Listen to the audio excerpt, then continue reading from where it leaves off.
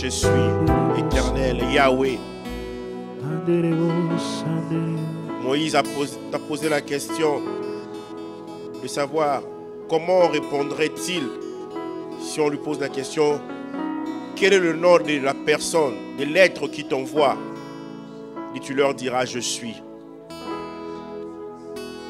Et si je suis, Yahweh, il est Alpha, il est aussi Oméga. Elolam, le Dieu d'éternité. C'est lui qui est avec nous depuis le début de cette semaine, alors qu'il est en train de nous ensemencer par sa parole. Car son désir est que nous puissions être productifs. Saint-Esprit de Dieu, merci. Merci pour ta présence en ces lieux. Tu es là, nous le croyons. Merci de nous faire du bien en ce jour. Que nos cœurs soient ouverts. Que ta gloire soit manifeste.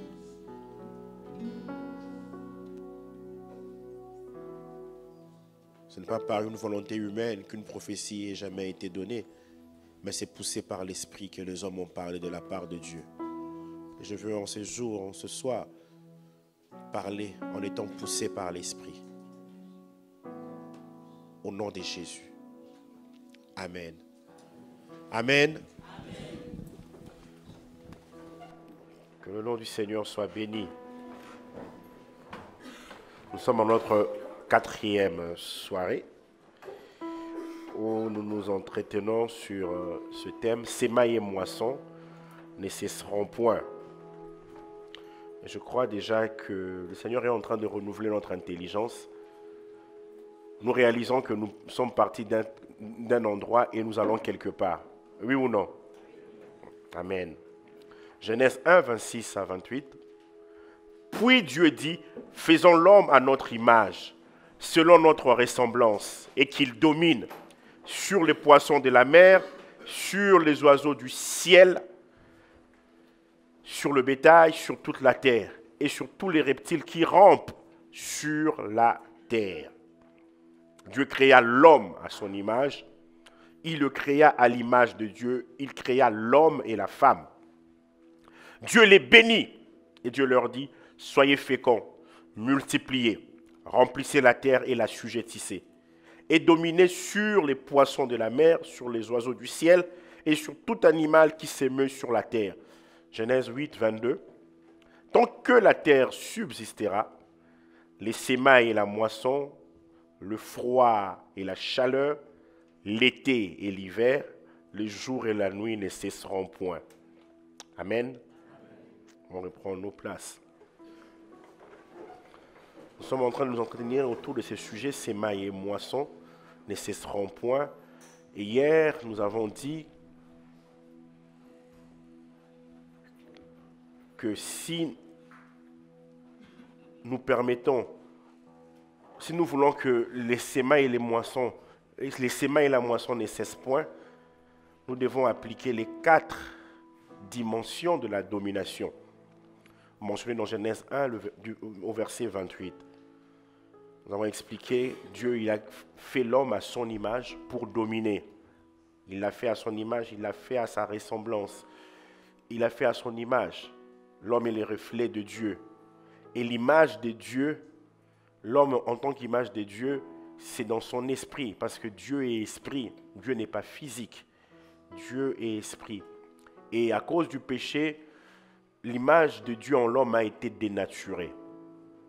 Et Jésus-Christ est venu pour restaurer l'image, restaurer complètement, pleinement l'image de Dieu en l'homme. Voilà pourquoi la Bible nous parle dans 1 Timothée 2,5 de Jésus-Christ homme, un seul médiateur, Jésus-Christ homme, en tant qu'homme, le vrai homme c'est lui. Et nous avons parlé de ce Dieu qui a dit: faisons l'homme à notre image pour dominer. C'est le Dieu créateur, Elohim, qui peut créer à partir de rien. La domination, nous avons dit, c'est une mission bénie. Nous sommes encore revenus sur la bénédiction. Que nous puissions comprendre, c'est que c'est réellement la bénédiction. La bénédiction, c'est l'autorité et la puissance de Dieu agissant dans la vie de l'homme. afin qu'il accomplisse ses desseins. Et Dieu, il a béni l'homme. Il a béni l'homme. Nous avons parlé de la domination, une mission à 4 dimensions. La première dimension, c'est la fécondité. Il dit, soyez féconds. Il les bénit et il dit, soyez féconds. Ils ont reçu la capacité et ensuite, ils pouvaient poursuivre. Soyez féconds. La fécondité. Soyez féconds, voulait dire soyez productifs. Reproduisez-vous. C'est ce que le second 21 nous dit. Darby nous dit, fructifiez. Portez de fruits. Et s'il parle de fruits, il y a une semence. Nous sommes partis de là.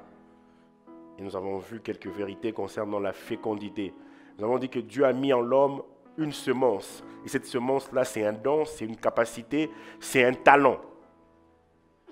Et l'homme doit comprendre, doit bien comprendre cela. Nous avons parlé aussi de quelques fruits dans la Bible qui manifestent qu'il y a fécondité. Le contraire de la fécondité, c'est la stérilité. Hier, on a prié contre la stérilité. Quelques fruits manifestant notre fécondité. Et c'est dans plusieurs domaines. Dans le domaine spirituel, on a parlé du fruit de l'esprit. Du fruit de l'esprit. Sur le plan physique ou biologique, on a parlé du fruit des entrailles, c'est-à-dire les enfants. Sur le plan de la pensée, l'intellect, on a dit le fruit des pensées. Il y a la pensée, mais ensuite on voit le fruit des pensées. On parle du fruit des paroles ou de la bouche. On a parlé du fruit de l'œuvre de main, voilà, le fruit de main, de nos mains, le fruit de nos mains. Et nous sommes beaucoup arrêtés là, parlant de l'activité que l'homme doit avoir, parce qu'il a reçu une semence. Personne n'est venu sur terre avec un potentiel nul, non. Quelqu'un a reçu, chacun de nous a reçu un talent. Et ce potentiel-là doit être manifesté. Ça ne sert à rien de dire, j'ai un potentiel. J'ai un potentiel en Christ. Un potentiel, c'est toi, c'est quoi? C'est une capacité latente, une capacité qui n'a pas encore été exploitée.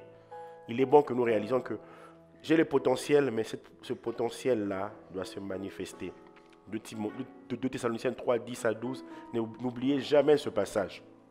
Que celui qui ne travaille pas, ne mange pas non plus. Ne l'oubliez pas. C'est très important. Nous avons dit aussi que faire pour être fécond. Découvrir ou identifier sa semence, c'est-à-dire son nom, l'accepter. Il y a de ceux-là qui ne veulent pas accepter leur don. Ils aimeraient bien avoir le don comme le frère Arnold qui joue au piano, alors que pour toi, ce n'est pas ça. Ce n'est pas un don de musique. Souvent, il y a des gens qui n'acceptent pas leur don. Peut-être c'est à cause de l'environnement où la personne a grandi, où on a plus apprécié certains dons, certains talents au détriment des autres. On a dit aussi trouver ou localiser le bon environnement de la semence. Donc, en tant que semence, il y a un bon environnement aussi à avoir. Zacharie 6, 12 dit à germe, le nom, c'est cette personne dont le nom est les germes, cette personne va germer en son lieu, pas ailleurs. Et nourrir sa semence. On dit nourrir sa semence, c'est par la formation. On doit se former. Ça peut être par les études, par un apprentissage, mais se former. La formation vient affiner notre don, notre semence que nous avons. L'école ne te donne pas le don. Non. Le don dont il est question ici est inné et communiqué par Dieu avant même la fondation du monde, pour nous. Mais avoir foi aussi au fruit de la semence. Avoir foi que la semence qui est en nous portera de fruits. Et savoir aussi que le fruit de notre semence, c'est pour bénir les autres. Et aujourd'hui, nous voulons parler de la dimension de la multiplication. Il est probable, si on a un peu de temps, de toucher aux 3 dimensions aujourd'hui. Cela, ça nous laissera le temps demain de prier et de laisser le Seigneur nous équiper. Il est important dans ce genre de moments que le Saint-Esprit agisse de manière particulière. Il nous remplit comme dans les Actes des Apôtres. Chaque fois qu'ils se réunissaient, il les remplissait. La dimension de la multiplication. Il dit, soyez féconds, multipliez. Soyez féconds, vous avez une semence. Alors, multipliez. Puisque vous êtes féconds, vous pouvez multiplier. Et là, nous voyons une chose, qu'il est possible d'être fécond sans multiplier. On est fécond, mais on n'a pas multiplié. Multiplier, c'est quoi? Dans ce passage, multiplier veut dire élargir. C'est élargir. C'est ça, multiplier. Augmenter en quantité. Augmenter en nombre. C'est cela, multiplier. C'est être abondant. Multiplier, c'est quoi ici? C'est être sans limite. Multiplier, c'est croître en degrés. La multiplication, ici, il est en train de nous dire, c'est l'augmentation. Après la fécondité, nous devons multiplier ce que nous avons produit. Et Dieu, il bénit la multiplication. Ésaïe 51, 2, portez le regard sur Abraham, votre père. Lui seul, je l'ai appelé, je l'ai béni, je l'ai multiplié. Il nous bénit pour que nous ayons tout ce qu'il faut pour la multiplication. Deutéronome 1, 10 à 11, l'Éternel, votre Dieu, vous a multiplié. Et vous êtes aujourd'hui aussi nombreux que les étoiles du ciel. Il vous a rendu nombreux, il vous a multiplié. Écoutez le verset 11. Que l'Éternel, le Dieu de vos pères, vous augmente 1000 fois autant. 1000 fois autant. Et qu'il vous bénisse comme il vous l'a promis.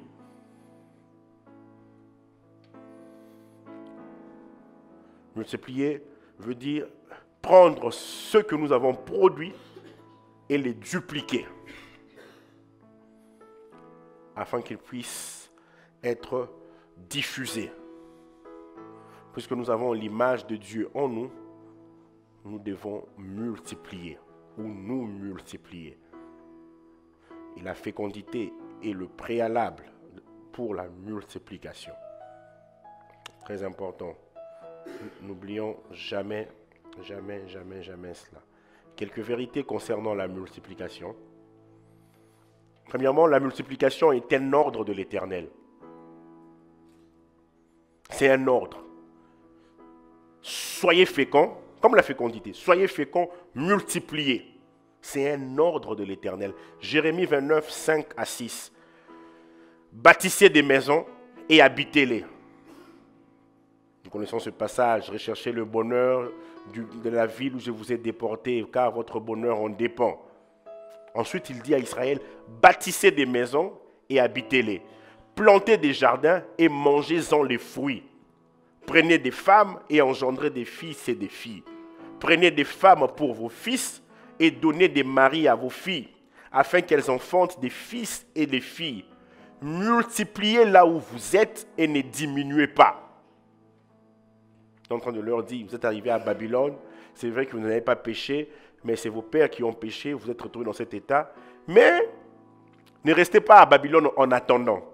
Parce qu'il y avait beaucoup de prophéties. Certains disaient, non, dans 3 ans, je pense qu'il y a Anani ou Anania qui dit, non, Jérémie est en train de dire des choses. Dans 3 ans, Dieu m'a dit, Israël va retourner sur sa terre, le royaume de Juda.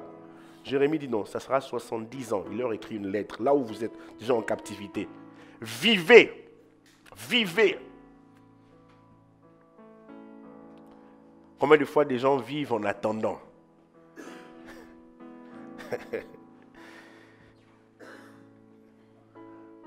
C'est comme si c'était juste une parenthèse de sa vie, de leur vie. Vous imaginez 10 ans comme une parenthèse de votre vie?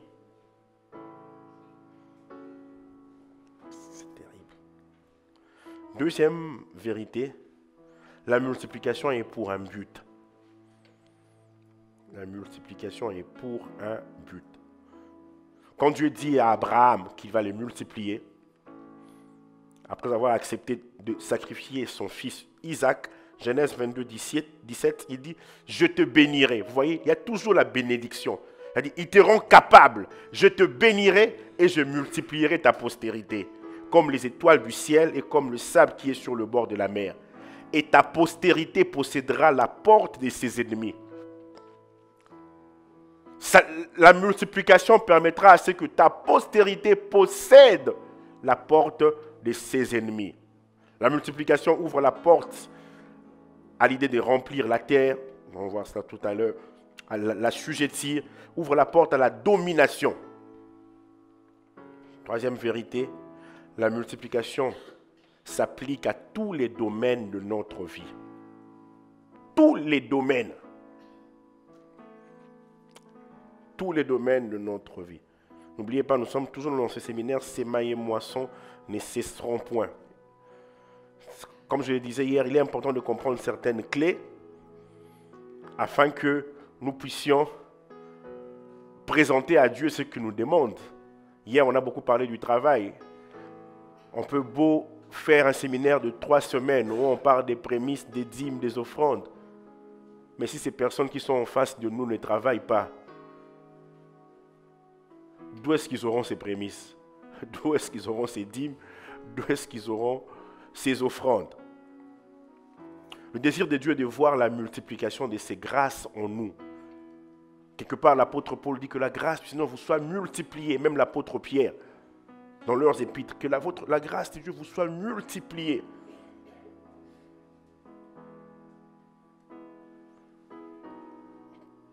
Cela s'applique à tous les domaines de notre vie. L'un des domaines, c'est le royaume des dieux, le royaume des cieux, le royaume des dieux, dans l'Église et l'entité, la multiplication du peuple de Dieu. Dieu désire que nous soyons multipliés. Dieu désire que chaque assemblée qui le craint puisse être multipliée. On n'est pas toujours les mêmes personnes. Isaïe 26, 15, c'est même une prière d'Isaïe. Multiplie le peuple, ô Éternel, multiplie le peuple, manifeste ta gloire, recule toutes les limites du pays. Il prie pour la multiplication. Proverbe 14, 28 nous dit, quand le peuple est nombreux, c'est la gloire d'un roi.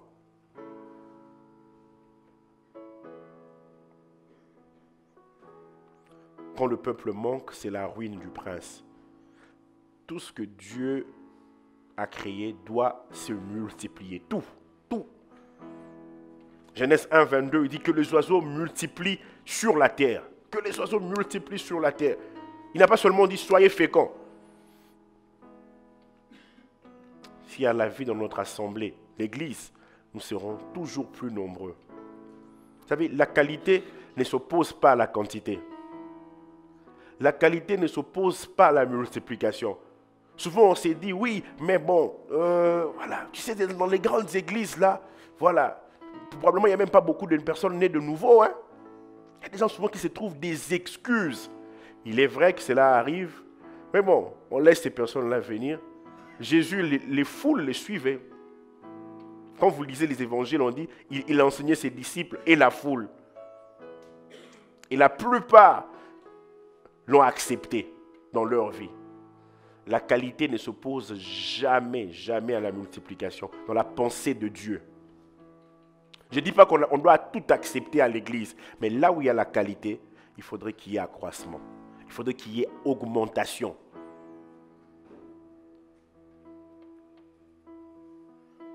La qualité n'est pas une fin en soi, mais c'est un moyen permettant la multiplication.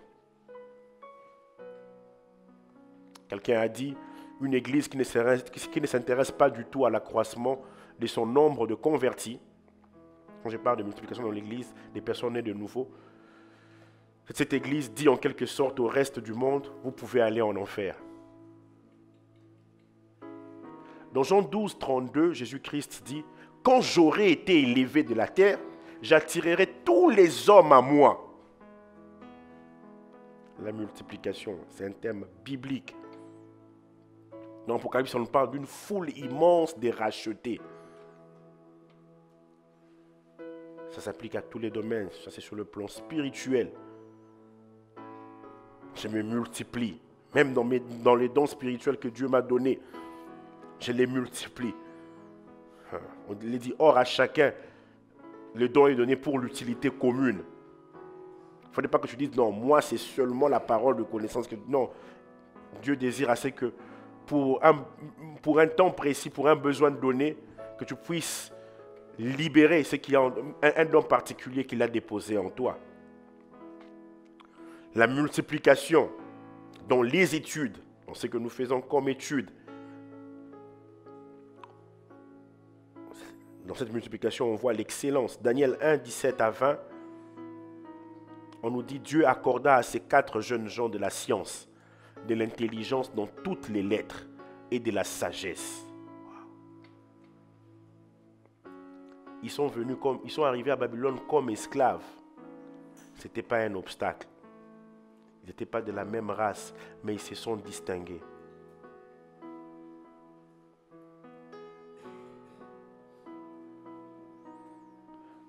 Mon épouse aime souvent dire à nos enfants, quand vous allez à l'école, déjà vous êtes différents. Distinguez-vous encore plus en étant les meilleurs. On sait vous reconnaître par la couleur de votre peau, mais distinguez-vous encore. Et Daniel expliquait toutes les visions et tous les songes. Verset 19. Le roi s'entretint avec eux et parmi tous ces jeunes gens, il ne s'en trouva aucun comme Daniel, Anania, Mishkaël et Azaria. Ils n'étaient pas les seuls juifs, les seuls hébreux là-bas. Non, ils étaient plusieurs. Dans Daniel chapitre 1 que nous avons lu, je pense le verset 1er jusqu'à 3, le premier jour de cette rencontre moisson 2019, nous avons dit, le roi donne un critère, les jeunes gens des familles nobles, de la race royale, que ces jeunes gens-là entrent dans une période de 3 ans de formation. Ils étaient nombreux, mais les 4 se sont distingués. Il y avait plusieurs Hébreux, ils n'étaient pas les seuls. On nous dit, ils furent donc admis au service du roi. Une multiplication. Cette multiplication, lorsqu'elle vient, elle donne l'intelligence et la sagesse. Je dis que la multiplication touche à tous les domaines de notre vie.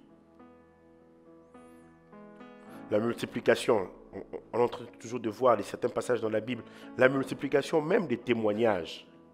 Il ne faudrait pas que le témoignage que tu nous donnes toujours, ça date d'il y a 10 ans. Je me rappelle une fois, mon épouse m'a dit, tu donnes beaucoup de certains témoignages, plus quand nous n'étions pas encore mariés. Apparemment, depuis qu'on est ensemble, il n'y a plus de témoignages. Et puis je lui ai dit une fois, ça fait plusieurs années, je lui ai dit, attends, Dieu va réactualiser des témoignages. Et actuellement, je me rends compte qu'il actualise des témoignages. C'est bien aussi pour vous, parce que certains là, ils connaissent beaucoup de mes témoignages que j'ai partagés ici. Donc ils savent déjà comment le pasteur a commencé avec ce témoignage. Et puis, mais Dieu, Psaume 40, verset 6. Tu as multiplié, Éternel mon Dieu, tes merveilles et tes desseins en notre faveur. Tu as multiplié tes merveilles et tes desseins en notre faveur. Nul n'est comparable à toi. Je voudrais les publier et les proclamer, mais leur nombre est trop grand pour que je les raconte. Waouh! Il est temps que nous actualisions nos témoignages. Je prie qu'il y ait embouteillage de témoignages. Nous sommes le 14 novembre aujourd'hui. Si tu dois témoigner, qu'est-ce que tu vas dire aujourd'hui? Du 1er janvier jusqu'à maintenant. Il désire de Dieu que tu puisses multiplier. J'ai même complètement oublié, un frère m'a appelé pour me dire, ah, aujourd'hui c'est le 14 novembre, le jour où l'église a commencé. J'ai dit, ah bon? Je ne sais pas comment j'ai oublié. La Bible nous parle aussi de la multiplication de nos finances. Ça, nous aimons. 2 Corinthiens 9, 7 à 10. Que chacun donne comme il a résolu en son cœur, sans tristesse ni contrainte, car Dieu aime celui qui donne avec joie. Verset 8. Et Dieu peut vous combler de toutes sortes de grâces, afin que possédant toujours en toutes choses, de quoi satisfaire à vos besoins. Quand nous donnons, Dieu il se permettra toujours que nous puissions satisfaire à nos besoins. Il y a des gens qui donnent après, ils sont inquiets, ils se disent, mais voilà, j'ai donné, mais j'ai tout perdu. Non, Dieu n'est pas comme ça. Dieu, il dit, afin que possédant toujours, en toute chose, de quoi satisfaire à tous vos besoins, pas une partie, à tous vos besoins, vous ayez encore en abondance pour toute bonne œuvre. Une œuvre spirituelle qui demande des finances, vous en aurez encore. Autant pour vous, autant pour l'œuvre de Dieu. Selon qu'il est écrit, il a fait des largesses. Il a donné aux indigents, sa justice subsiste à jamais. Verset 10 maintenant. Celui qui fournit de la semence au semeur et du pain pour sa nourriture, de la nourriture. On a vu ça hier dans Isaïe, non? Celui qui fournit la semence au semeur, du pain à celui qui mange. On avait dit quoi? Dieu donne la semence et c'est nous qui prenons la semence, nous la transformons en pain. On l'a démontré. Nous, on veut que Dieu nous donne et la semence et le pain. Mais la manne s'est arrêtée il y a plusieurs siècles de cela. Du pain pour sa nourriture vous fournira et vous multipliera la semence.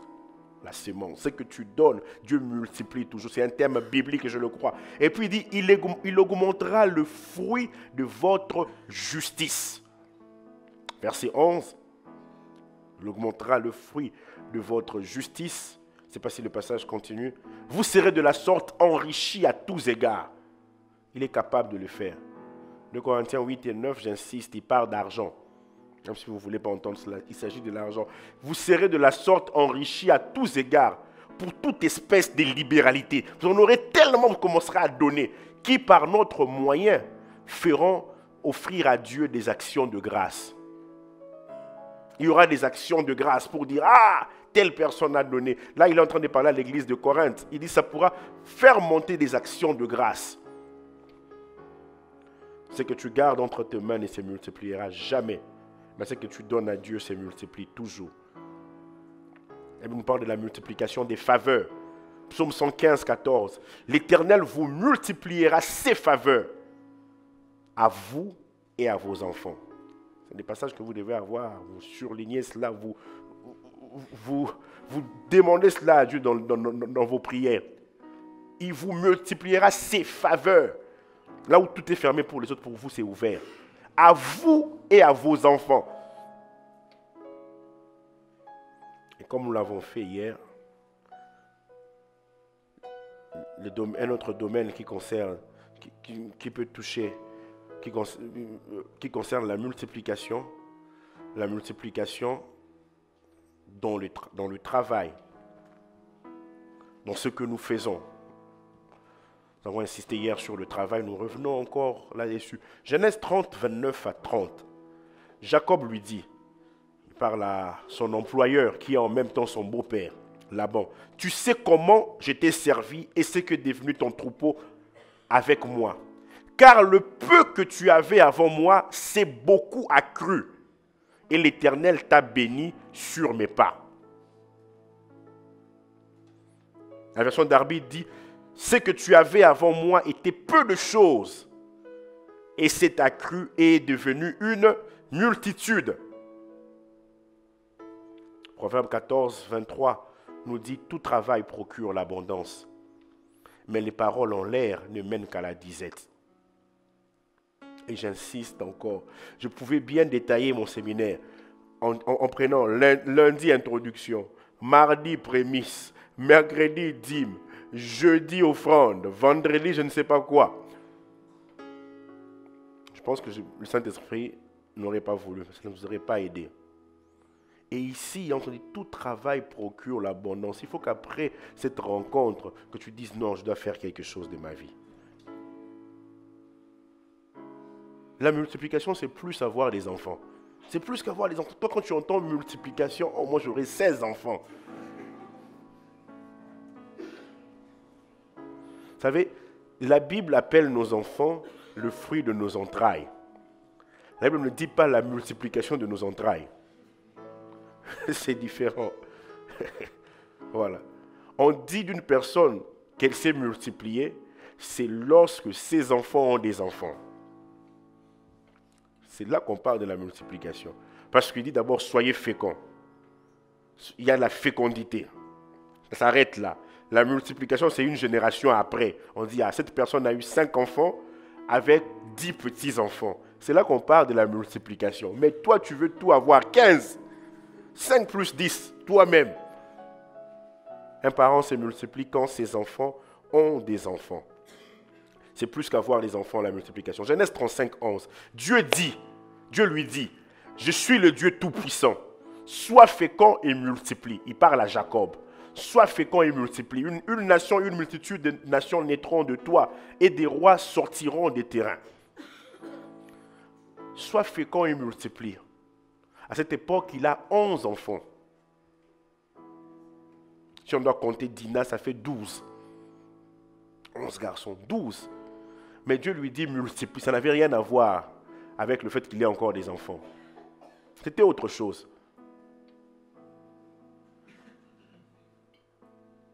Sois fécond, multiplie. Est-ce qu'il y a de la multiplication? Il y a la multiplication dans ce que tu fais, dans l'œuvre de tes mains, dans ton travail.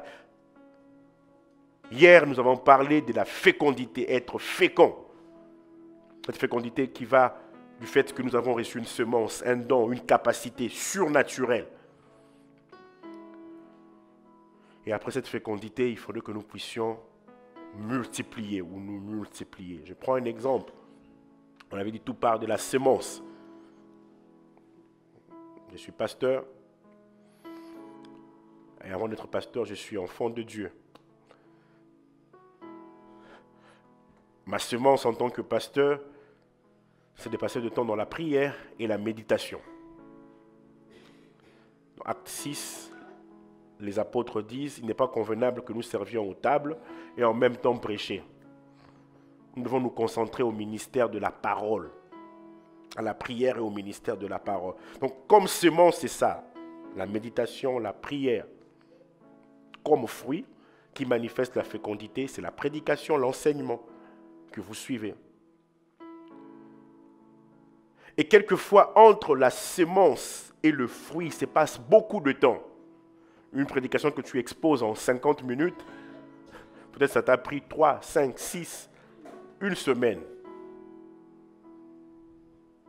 C'est la fécondité.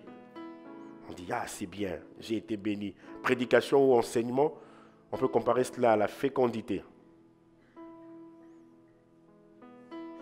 Mais Dieu te dit, mis à part cela, multiplie.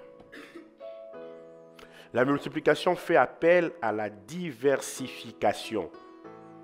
Diversifie tes compétences, tes capacités que je t'ai données. Vous savez, en Genèse 2, même ce fleuve qui sortait d'Éden avait 4 bras. Ça s'est divisé en 4 bras et notre Dieu est comme ça. Je prends juste un exemple simple. Sémence, méditation et prière. Fécondité ou fruit, prédication, enseignement, exhortation, accompagnement pastoral. Mais la multiplication, si je prends pour mon cas, j'ai obéi à la voix du Seigneur, à certains conseils de certaines personnes qui me sont chères. Quand j'ai vu que le temps était arrivé que je puisse publier 2 ouvrages, je l'ai fait. Ça, c'est la multiplication. Vous voyez? Livre, multiplication.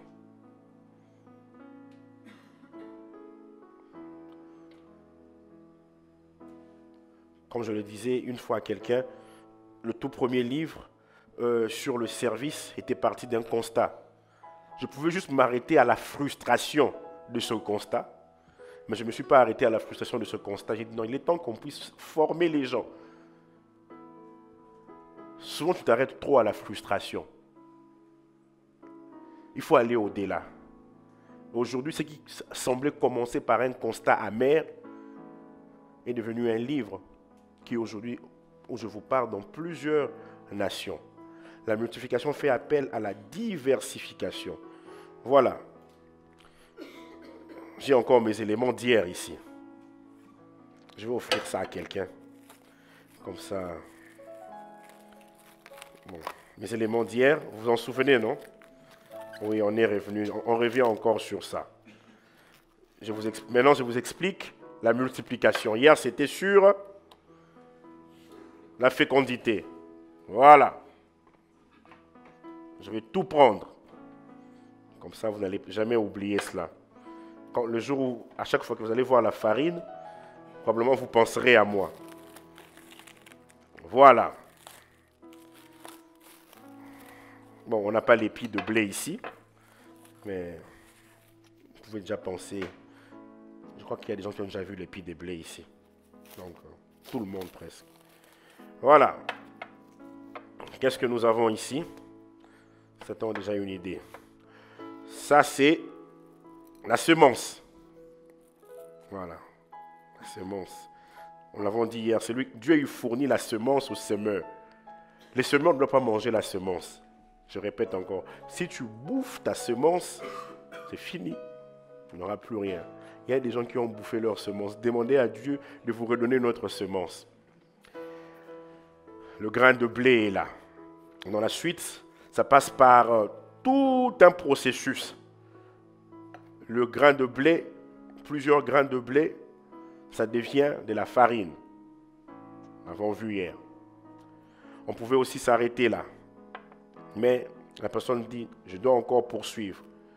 Et après, c'est une pâte. Nous l'avons vu hier.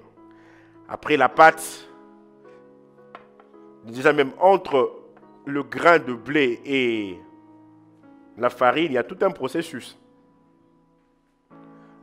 C'est lui qui fournit la semence au semeur et du pain à celui qui mange. Tout ce processus-là qui suit, c'est toi qui le fais. Avec l'aide de Dieu, bien sûr. Un long processus, on arrive à la farine. Et après, nous arrivons à la pâte. Je vous avais dit tous les ingrédients qu'il y avait là. Voilà, la levure, ainsi de suite. Et entre ça, le sel, entre la pâte et le pain, il y a le four. Il y a certains qui s'arrêtent là, en train d'admirer leur pâte. Ça se transforme en smida et puis la personne. C'est leur pâte, leur boule nationale. Mais après ça, ça va dans le four. Il y a encore un autre processus. Il faut voir que ça soit bien. Il y a le pain. On pourrait dire c'est la fécondité. Maintenant, la multiplication, c'est dans la diversification. La même pâte aussi, on peut l'utiliser différemment. Et non seulement on aura ce pain-là, on pourrait aussi avoir le pain au chocolat. Vous voyez? Si tu t'arrêtes juste à ça, peut-être ce que tu fais, ça sera limité. La pâte là, ça peut faire beaucoup de choses. Beaucoup de choses. Tu vas, oh non, je vais aller à Pizza Hut. Voilà. Quand tu regardes, or c'est une pâte. C'est ça en fait, quand Dieu dit multiplier, c'est ce qui se passe. Multiplier. Quel exemple terre à terre, je peux dire. Jésus-Christ a dit quoi dans Jean 3, il dit si vous ne comprenez pas les choses de la terre, comment je peux vous apprendre les choses spirituelles, les choses célestes? Quel exemple je peux prendre de la vie de tous les jours? Un salon de coiffure que tu es là, tu tresses les gens. Et puis Dieu dit multiplie. Comment je vais multiplier? Pendant 10 ans, c'est ce que tu fais, tu tresses les gens. Et puis, quelquefois, la multiplication peut partir d'un constat. Tu te dis, mais les personnes là, je prends le temps de les tresser, mais quand je vois leurs cheveux, ce n'est pas aussi propre. Bon, je commencerai à vendre des produits pour aider quand ces personnes viennent, que je ne puisse même pas étouffer moi-même. Je commence à développer des allergies, parce que quand je touche leurs cheveux... Mais après, tu peux constater aussi autre chose. Dis, mais c'est vrai que je tresse ces personnes, mais quand je tresse bien ces personnes, non, la quantité de graisse qu'il y a sur leur visage, je dis non, il faudrait peut-être, avec mon salon de coiffure, élargir, qu'il y ait les soins de visage.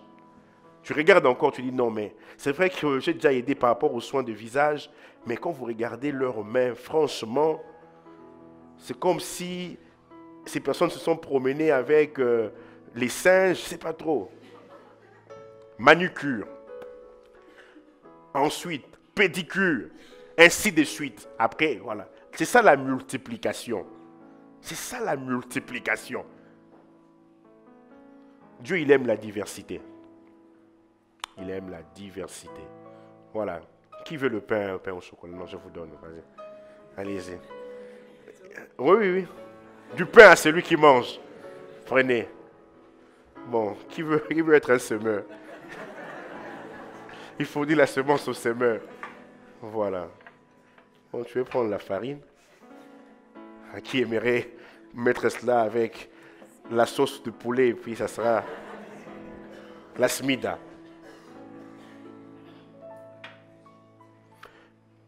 Et tout en sachant que nous sommes différents. On se multiplie de façon différente. Dans la multiplication, il y a la notion d'excellence. Ouais. Dans notre exemple d'hier, on s'était arrêté au pain. On pouvait encore faire autre chose. Et aujourd'hui, dans la multiplication, on voit que avec le même grain, beaucoup de choses peuvent arriver. 1 Corinthiens 15, 41, j'aime beaucoup ces passages. Autre est l'éclat du soleil, autre est l'éclat de la lune, et autre l'éclat des étoiles. Même une étoile diffère en éclat d'une autre étoile. Nous sommes différents. Notre fécondité, elle est différente. Notre multiplication aussi. Mais toi, tu veux être comme l'autre personne. Tu dis vraiment, je veux être comme cette personne. Non. Jacob était fécond, mais il s'est aussi multiplié. Même ton employeur ne doit pas te limiter. Je disais cela hier, ton don ne peut pas aller en retraite. Voilà, 30 ans de service et puis c'est fini. Ça, c'est ton travail. Mais ton don continuera. J'avais mon pasteur qui disait qu'il devait prêcher jusqu'à sa mort, s'il doit même mourir du haut de la chair. Alors qu'ailleurs, il y a des systèmes tels que un pasteur à la retraite. Ton don, personne ne peut envoyer cela à la retraite. Même ton employeur ne doit surtout pas te limiter. Dans Genèse 39, 29 à 30, il dit « Le peu que tu avais avant moi, c'est beaucoup accru. » Il parle à Laban, son employeur. « Et l'Éternel t'a béni sur mes pas. Maintenant, quand travaillerai-je aussi pour ma maison ?» Excusez-moi, vous êtes là, vous dites « Bon, je fais carrière. Peut-être Dieu te demande autre chose. Que tu travailles pour toi-même. Et quand vous lisez dans la suite, Jacob va négocier un nouveau contrat avec Laban. Toi-même pour négocier un nouveau contrat, tu as peur. Et si on me vire? Jacob savait qui il était. Il dit non, ce monsieur-là, moi je l'ai enrichi. Non, maintenant c'est un nouveau contrat. Les brebis marketées, tachetées, vous connaissez ce passage-là. Et dans Genèse 30, 43, on dit, cet homme devint de plus en plus riche. Il eut du menu bétail en abondance, des servantes et des serviteurs.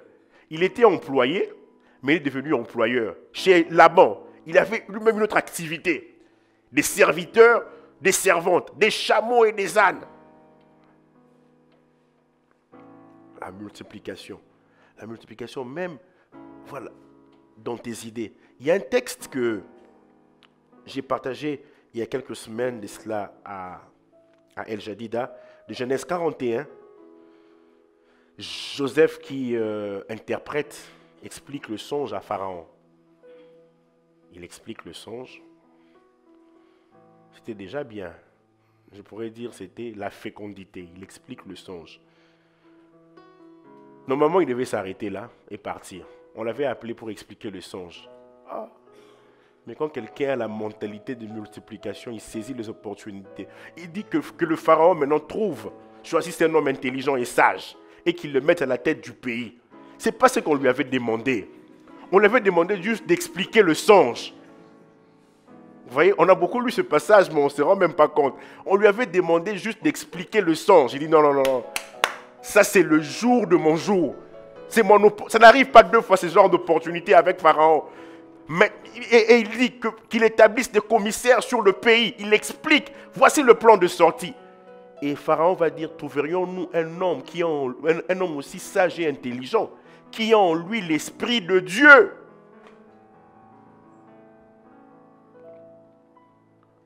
Son don spirituel lui a ouvert une porte. Toi, tu as beaucoup de dons, mais voilà.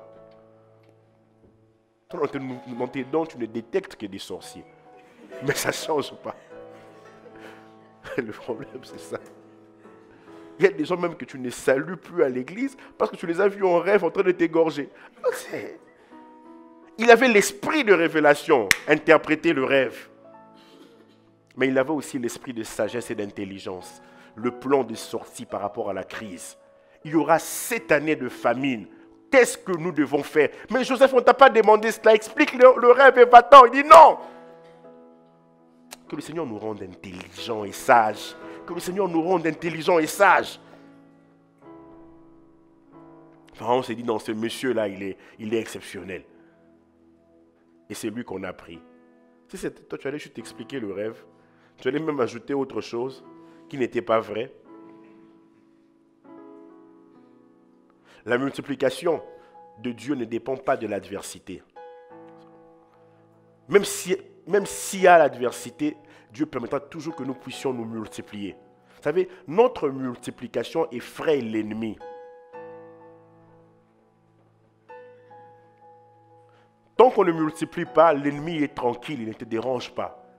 Il a déjà quand même tes idées se multiplient, tu veux faire des grandes choses. Il y a toutes sortes d'obstacles qui arrivent. Exode 1,7, les enfants d'Israël furent féconds et multiplièrent.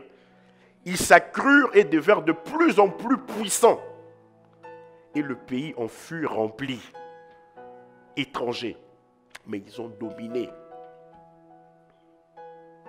Nous trouvons 5 termes dans ce passage d'Exode 1,7. Fécondité, multiplication, accroissement, puissance, rempli, être rempli. Et la multiplication des Hébreux va pousser le nouveau Pharaon qui ne connaissait pas Joseph à le voir comme une potentielle menace. Exode 1, verset 12. Mais plus on l'accablait, plus il multipliait et s'accroissait. L'affliction n'empêchera pas la fécondité ni la multiplication d'un enfant de Dieu au nom de Jésus. Dans Genèse 41, 52, Joseph déjà de façon prophétique avait déclaré qu'on peut être fécond même dans l'adversité. Il donna au second le nom d'Éphraïm, un de ses fils, car dit-il, Dieu m'a rendu fécond dans le pays de mon affliction. Quelle leçon tires-tu de cette affliction? Il y a des gens qui ne restent que sur leur affliction. Quelle leçon tires-tu de cette affliction?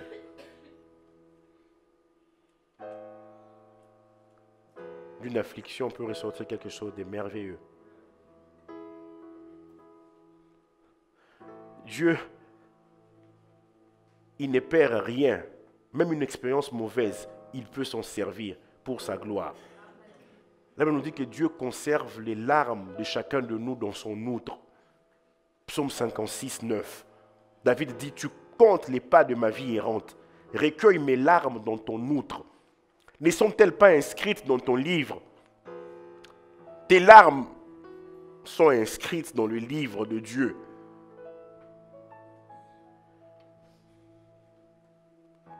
Multiplication, multiplication. Avec Dieu, il est possible de se multiplier. Nous devons multiplier le fruit de notre semence. Ézéchiel 16, verset 7. J'étais multiplié par 10 milliers, comme les herbes des champs. Et tu pris de l'accroissement, tu grandis. Tu devins d'une beauté parfaite. Quand vous lisez dès le début du chapitre 16, vous voyez que cette personne est née, elle n'avait même jamais été lavée. On l'a trouvée, elle baignait dans son sang. Personne ne s'était occupé de cette personne. Mais Dieu va prendre cette personne en charge. Le problème avec toi, tu t'es dit la multiplication est impossible. Tu ne sais pas ce que j'ai connu. Tu ne sais pas. Tu ne sais pas. Tu ne sais pas. On est dans une, comme j'aime souvent le dire, une concurrence des souffrances. Oui, tu as souffert moins. Mais moi, à l'église, c'est une compétition de souffrances. Ça ne vous mènera nulle part. J'ai souffert et après.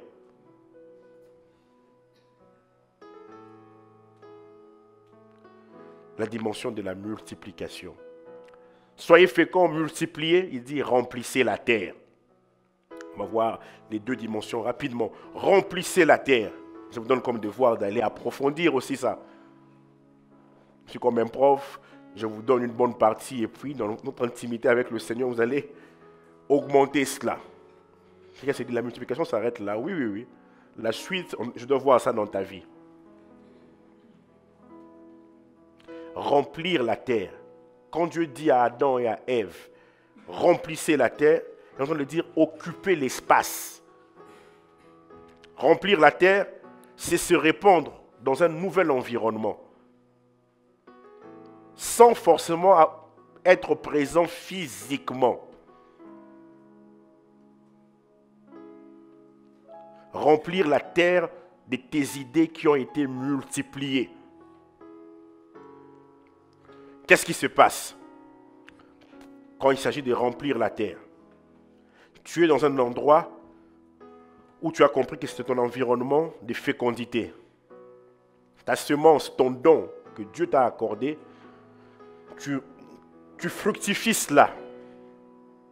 Et ensuite, tu multiplies cette semence-là. Tu multiplies ce que tu as fructifié. Et dans la suite, le Seigneur désire que tu puisses remplir la terre de ce que tu as multiplié. Mais à partir de là où tu es, parce que c'est l'endroit où Dieu te veut, peu importe. Le problème avec certaines personnes, elles oublient leur lieu de germination. Ces personnes-là se déplacent. Parce que ces personnes n'ont pu avoir la multiplication ou le remplissage, la dimension de remplissage. Ah non, mais je suis tellement connu en Amérique du Nord, je pense que je vais commencer le ministère là-bas. Or, son ministère devait être dans un autre endroit. Genèse 41, 57. Et de tout le pays, on arrivait en Égypte pour acheter le blé auprès de Joseph. Il ne s'était pas déplacé. Son lieu de germination, c'était l'Égypte. Il s'est multiplié en Égypte. On dit car la famine était forte dans tous les pays. Il est connu de tous côtés, dans le monde entier. Dieu est capable de faire en sorte que ton influence aille au-delà d'un seul endroit. Au-delà d'un seul endroit. Bon, je prends un exemple comme ça qui me vient en tête. Vous imaginez quelqu'un qui n'a... Voilà, il est bizarre dans une petite case, un sorcier, un féticheur. Des véhicules, des marques viennent s'arrêter dans un petit coin pour écouter le conseil de quelqu'un. Voilà, on ne sait même pas s'il s'est lavé, on ne sait même pas, on le voit à peine. Mais il est consulté. Peu importe l'endroit où il se trouve.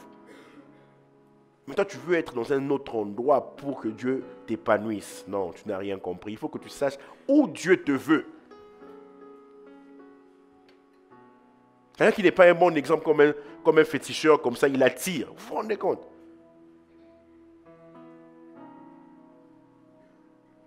Psaume 2, verset 8 nous dit, « Demande-moi et je te donnerai les nations en héritage. » C'est ça la pensée de Dieu. Remplir la terre, il y a la place pour tout le monde. Il y a la place pour toutes les églises, il y a la place pour toutes les entreprises, il y a la place pour tout le monde.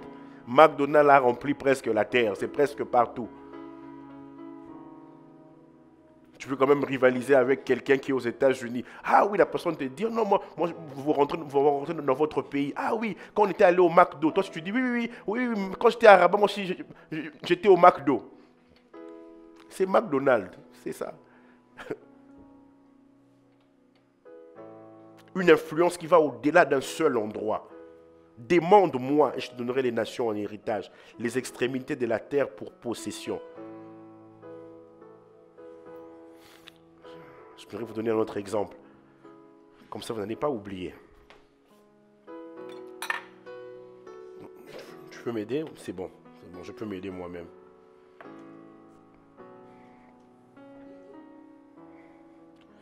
Et puis je vais offrir tout ça là à quelqu'un. Quelques personnes. Ne soyez pas toujours les gens à qui on offre. Hein. Produisez aussi. Voilà. Ça, c'est la dimension de remplir. Je vais expliquer. Voici le grain.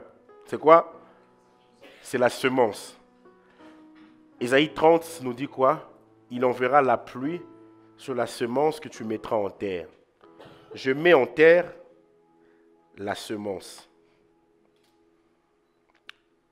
Les jours, les mois passent. Ensuite, j'ai l'orange. N'est-ce pas? C'est le fruit. Je peux encore... Bon, je me dis, je vais multiplier. Dans multiplication, il y a diversification. Il y a plusieurs manières. La personne dit, bon, j'ai l'orange, je m'arrête là. J'ai le fruit, je bouffe. La personne va s'arrêter là. Une personne plus avisée dit, mais pourquoi je vais manger l'orange comme ça? Je vais presser l'orange. Je presse l'orange. Je suis en train de multiplier déjà. Je presse l'orange. Fidèle, viens prendre l'orange. Ça devient du jus. Hein. Viens prendre le jus. Ou bien tu es à jeun. À 19h55, tu es toujours à jeun. Voilà. Ça me demande de l'effort, vous voyez. Je presse. Je presse. Pourquoi vous me regardez comme ça? Jésus enseignait aussi en parabole. Ouais. C'était très simple. Vous aimez des prédications sophistiquées, mais vos vies ne changent pas. J'ai décidé il y a quelques années à être simple. Voilà, ça m'a demandé beaucoup d'efforts. J'ai pressé. Et voici le jus, comme ceux qui vont dans la Médina. Vas-y, tu peux boire. Vas-y, bois. Vas-y, bois devant tout le monde. Vas-y, monte alors. Vas-y, bois le jus que j'ai pressé. Voilà. C'est bon, n'est-ce pas? Merci. Et donc, il a bu ce qu'on pouvait manger juste comme ça, comme orange, c'est devenu liquide. Multiplication, on peut faire autre chose encore avec. Mais pour que ce grain-là remplisse toute la terre, il faudrait que le même jus-là soit conservé. Pour que ça aille au-delà de la nation du Maroc, de l'environnement. Vous imaginez l'orange que je viens de presser là. Il faut que ça entre dans un endroit, ainsi de suite. Non, qu'est-ce que je voulais dire? Je prends l'orange que je viens de presser, je me promène avec. Je voyage, je prends l'avion avec. Quand même, ça ne fait pas sérieux. Il y a des ceux qui s'arrêtent juste là, l'orange pressée qui se vend à la Médina. Localement. Je pourrais dire ici, c'est un impact local.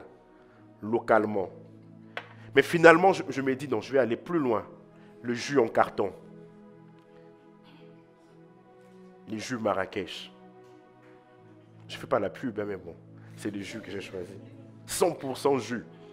Conservateur, tout ça là, on met au frais. Ça peut aller au-delà. J'ai un ami qui avait été affecté à un moment en Algérie. Et il disait, en Algérie, les jus du Maroc sont très chers. Il dit, waouh, c'est très cher. Il dit, c'était tellement cher que je ne pouvais pas, je prenais les jus de moindre qualité que je ne peux même pas boire au Maroc. Ça a été importé. Je pense que c'est en novembre dernier, oui, ça m'a étonné. J'étais dans un pays non loin de ma nation, j'étais à Brazzaville. Et j'ai vu ce jus-là dans un supermarché à Brazzaville. Je me suis dit, waouh! Donc ça a traversé près de 7000 km, remplir la terre. Amen. Vous avez compris? Or, le monsieur qui est là, on dit juste que c'était en 1986 que ça a commencé. Donc, en 33 ans, c'est dans plusieurs nations. Ça, c'est l'âge de quelqu'un. C'est dans plusieurs nations. Or, toi, tu as 54 ans aujourd'hui. Bon, il n'est jamais trop tard, tu peux remplir la terre. Remplir la terre, c'est la conquérir. Voilà, j'avais promis du jus à quelqu'un. Vas-y, mon frère. Tu danses tellement bien pour le Seigneur, tu peux prendre.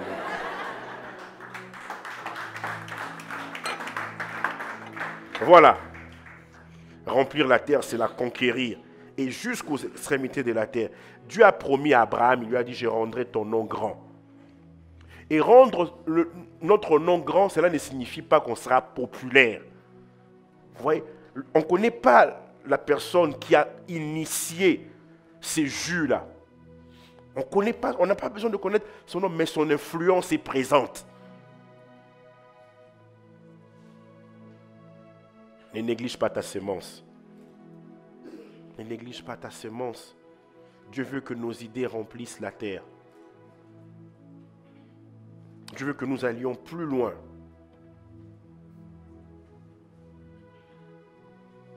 Que quelqu'un lise mon livre quelque part, il dit, ah, ce monsieur-là, vraiment, il est bien. Puis tu vas dire, oui, oui, oui, il a été mon pasteur. Remplir la terre.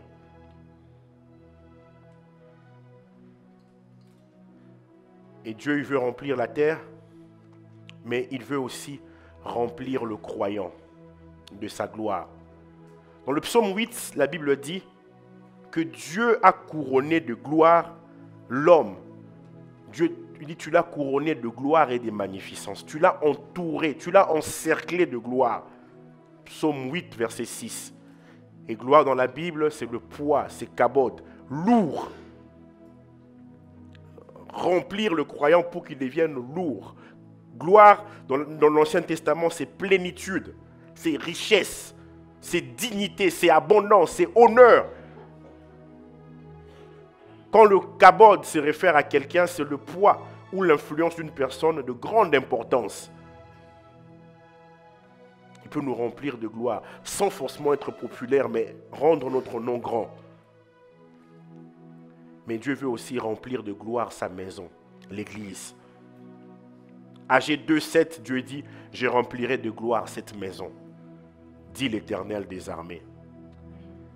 Et si Dieu peut nous remplir de sa gloire, nous qui avons été créés à son image, et s'il peut remplir son Église, l'ensemble de croyants, l'assemblée des croyants réunis pour adorer le Seigneur, c'est pour que toute la terre soit remplie de sa gloire.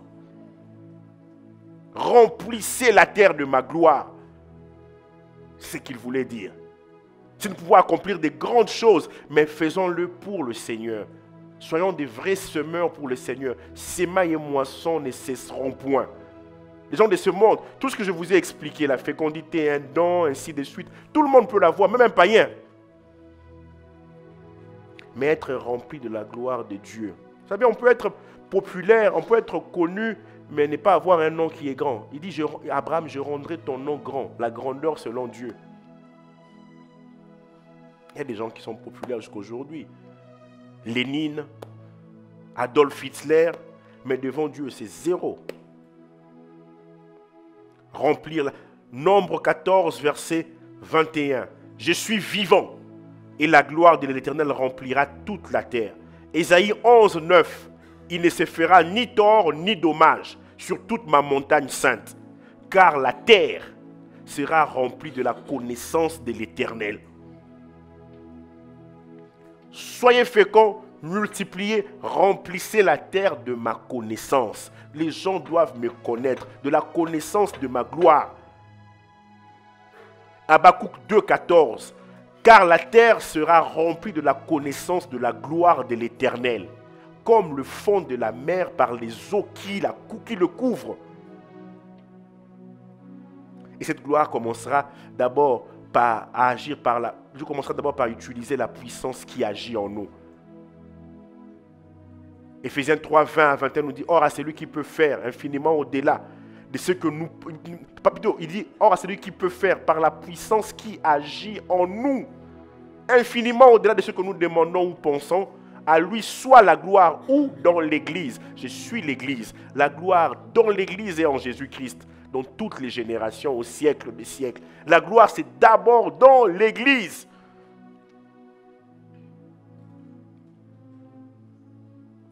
Nous devons croire en cela. La dernière dimension, puis nous allons prier. C'est vrai qu'il y a beaucoup de choses, mais j'ai voulu quand même finir avec cette dimension. Assujettissez la terre. La dimension de l'assujettissement. Assujettir veut dire soumettre, exercer le contrôle, vaincre, mettre sous ses pieds. Quand Dieu donne le mandat à l'homme, le péché n'existe pas encore, disons, l'homme n'a pas encore péché. Mais Satan était déjà là, il avait été précipité. Et Dieu lui dit, tu dois assujettir la terre. Tu dois soumettre la terre avec toutes ses influences. Et tu as la capacité d'assujettir les obstacles. Tout ce qui t'empêche d'être fécond, ce qui t'empêche de te multiplier, de remplir. Tu peux assujettir les obstacles. 1 Corinthiens 16, 8 à 9. Je resterai néanmoins à Éphèse, nous dit l'apôtre Paul, jusqu'à la Pentecôte. Car une porte grande et d'un accès efficace m'est ouverte. Et les adversaires sont nombreux. Si c'était toi, peut-être tu allais dire, les adversaires sont nombreux, mais une porte grande et efficace m'est ouverte. Paul commence d'abord par dire qu'il y a une opportunité. Une porte grande et d'un accès efficace m'est ouverte. Je vois d'abord ce que Dieu va faire. Mais je reconnais aussi, et les adversaires sont nombreux. Je pourrais assujettir. Je pense que c'est dans Romains 16, 20. Si ma mémoire est bonne, nous, Romains 15, 20. En tout cas, c'est Romains 15 ou Romains 16. Où il dit bientôt, le Dieu de paix écrasera Satan sous vos pieds.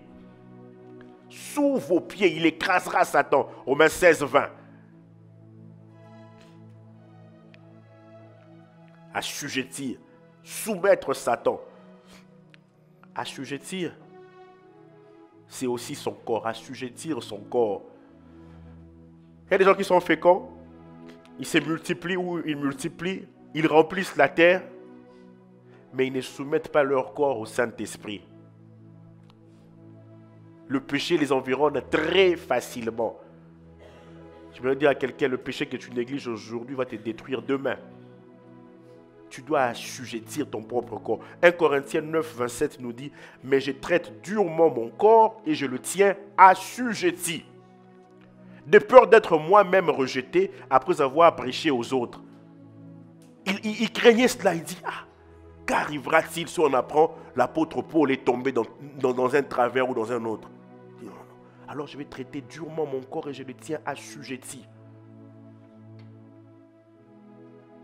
Quel est ce péché qui est si récurrent dans ta vie? Que tu réduis juste à une faiblesse. Or, c'est vraiment un péché. Tu dois l'assujettir. Et avec le Saint-Esprit, tu peux y arriver. S'il y a un esprit qui t'assujettit, son règne peut s'arrêter en ce soir au nom de Jésus. Dans Jérémie 30, verset 8, il dit, en ce jour-là, dit l'Éternel des armées, je briserai son joug de dessus ton cou. Je romprai tes liens et des étrangers ne t'assujettiront plus. Je vais briser ce lien spirituel. Je vais rompre ce lien spirituel. Je vais briser ce joug de dessus ton cou. Et tu ne seras plus assujetti. Refuse cela. Il a dit assujettissez la terre. Il n'a pas dit que la terre puisse vous assujettir. Assujettissez la terre. Assujettissez, vous devez assujettir votre corps parce que l'homme a été créé de la terre. Genèse 2, 7 nous dit l'Éternel Dieu forma l'homme. L'homme ici en hébreu c'est Adam ou Adam, si on doit le dire comme ça. De la poussière de la terre. Terre dans ce passage c'est Adama en hébreu.